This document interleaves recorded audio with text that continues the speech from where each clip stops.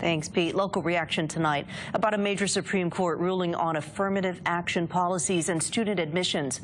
We'll hear from local universities, and this is new at 6. We'll also hear from a Hawaiian man who graduated from Harvard on how the policy might have affected him if he were applying to Harvard today. About this. Lunalilo Home CEO Keola Maikalani Dean graduated from Harvard. He says he's upset with the Supreme Court's ruling. Would you have gotten into Harvard if you didn't have affirmative action?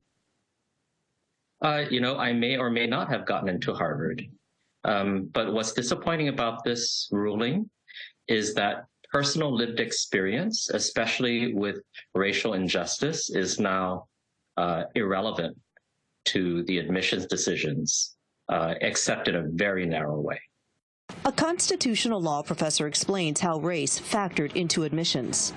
We don't have to rely just on things like scores, right, and grades. We can take more into account. And one of the things we can take into account is a person's race and how that might have affected where they are today.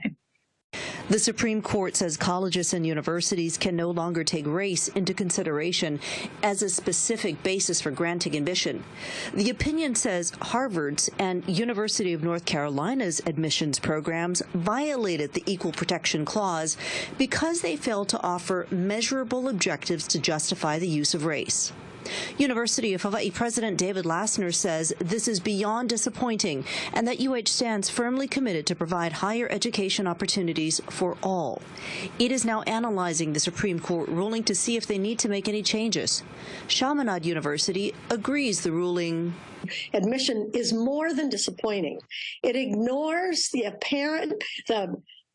continued effects of racism in our society.